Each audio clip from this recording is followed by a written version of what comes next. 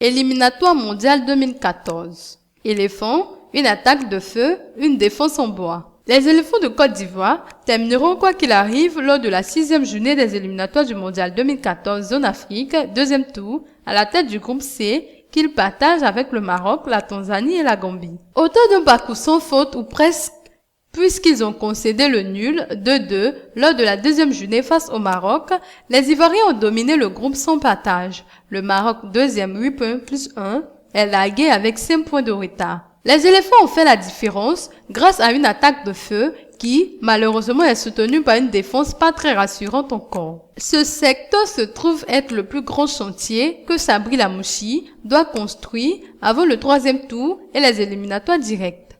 Une attaque de feu.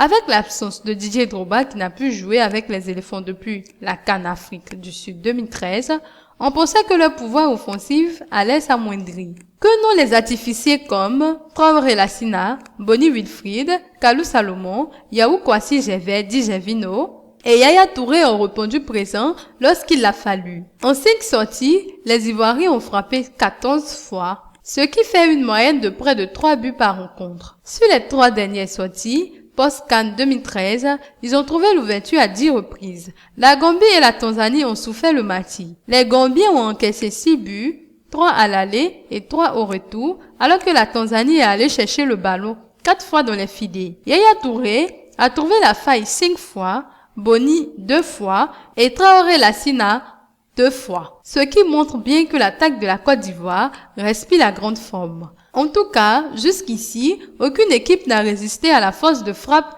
des Pachidem ivoiriens. Et c'est cela qui fait la force de l'équipe de Sabri Lamouchi, car elle est capable de marquer au moins 2 buts à chaque rencontre, ce qui est une bonne chose dans la perspective des éliminatoires directs à venir. La défense, le plus gros chantier de Sabri. Si Sabri Lamouchi peut être fier de son attaque qui est assez profilique, on ne peut pas en dire de la même quand il s'agit de la défense. Car s'il est vrai qu'encaisser 4 buts en 5 matchs, 1 but par match, n'est pas une très mauvaise moyenne, on peut toutefois s'inquiéter, puisque, que ce soit contre la Gambie ou la Tanzanie, elle ne s'est pas montrée rassurante. Seul le gardien de but, Kopa Barry, a montré toute l'étendue de son talent. Ses arrêts réflexes sont venus confirmer toute l'estime que le sélectionneur, Sabri Lamouchi, a pour lui.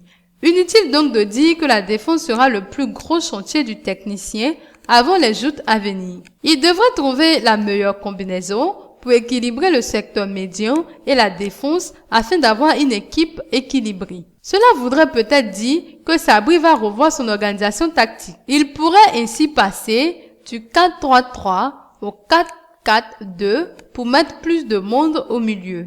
Car en phase défensive, il est très souvent débordé, Yaya Touré qui ne fait pas suffisamment d'efforts dans le repli. Gervino et Kalou Salomon n'ont pas non plus le bon timing pour fermer les couloirs, ce qui met constamment la défense en difficulté. Et puis, si Zokora Didier, malgré son âge, 33 ans, continue de tenir la dragée haute, ce n'est pas le cas de Bamba Souleymane qui n'est pas au mieux de sa forme actuellement. Certainement que sa fin de saison, qui s'est terminée en eau de boudin, y est pour quelque chose. Sabri Lamouchi doit trouver la parade et les combinaisons idéales pour avoir une bonne assise défensive. Sans état d'âme, il doit aligner la meilleure équipe possible. C'est la seule façon d'avoir une chance pour passer des équipes comme l'Algérie, le Cameroun, ou l'Égypte ou la Tunisie.